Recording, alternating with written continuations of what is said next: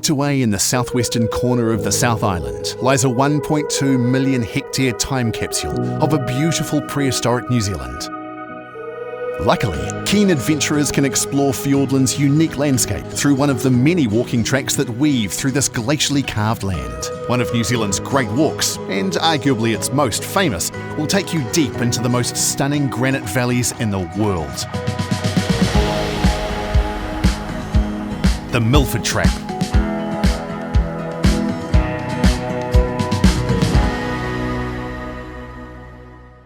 The Milford Track takes you 53.5 kilometres right through the heart of Fiordland over the course of 4 days. The track itself is well developed due to its Great Walk status. However, day 3 of your walk can be quite challenging as it involves a long, steep climb up and over Mackinnon Pass. This brings you into an alpine environment, so there's a few things you need to know to stay safe on your journey. The best time of year to attempt the Milford Track is during the Great Walk season. During this time, facilities are actively managed. Huts will have rangers, bridges will be in place, and the avalanche conditions are constantly assessed by DOC. It's not recommended to walk the Milford Track outside of this period, as all of these facilities are greatly reduced. Bridges are removed, and heavy snow makes it a very dangerous tramp.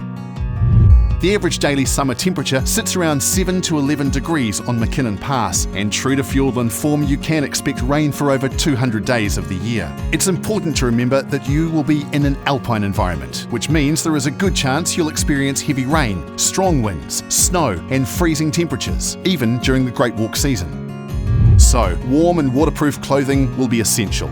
You'll also need a good pair of tramping boots, and make sure you carry enough water for the whole day.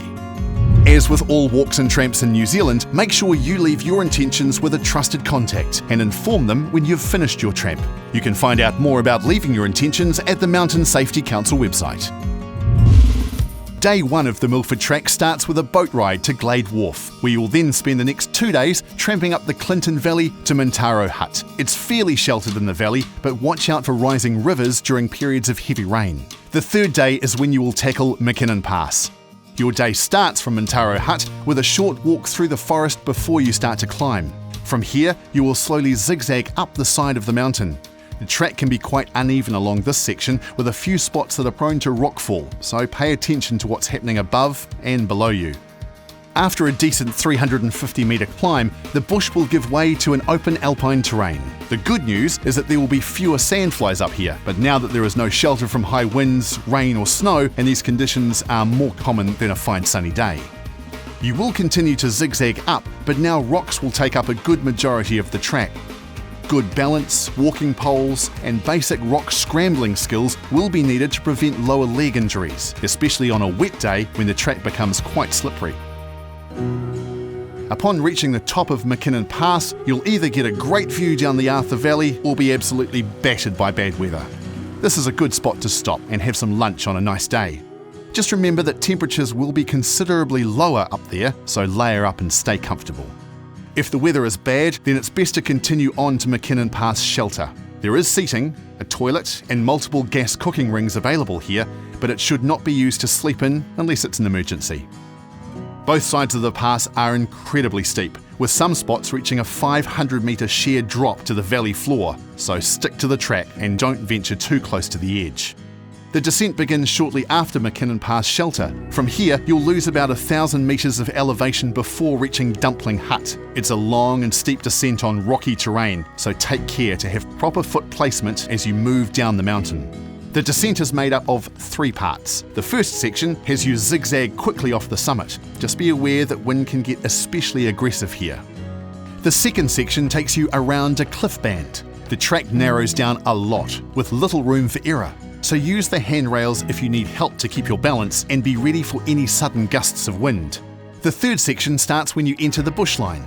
You will be well protected under here, but the track remains quite steep with tree roots and rocks making it uneven. Eventually, you will reach Anderson Cascade Shelter, which is a nice peaceful spot to take a break. You'll find another toilet here, but again there should be no sleeping unless it's an emergency. This whole descent takes you right through a large avalanche path below Jervis Glacier. Avalanche activity is closely monitored by DOC during the Great Walk season. This means they may close off the main track and open up an emergency track to keep you out of harm's way. This emergency track lets you descend directly to Anderson Cascade Shelter, but it is very basic and shouldn't be used if the main track is open. Doc will clearly sign which track you should use during the Great Walk season. You'll finish the day off by continuing the descent through the bush all the way to Dumpling Hut. Put your feet up and have a well-deserved rest, as tomorrow you will follow the Arthur Valley all the way to your final destination, Sandfly Point. The Milford Track is one of New Zealand's must-do walks, but you are still entering challenging alpine terrain, so be sure to know what you're committing to. Aim to walk only during the Great Walk season. Find out the latest information on track conditions by talking to the dock staff at the Fiordland National Park Visitor Centre in Te Anau. Make sure you check out the official Fiordland National Park weather forecast at MetService.com. Finally, ensure you have adequate fitness for Mackinnon Pass, as this is a demanding climb.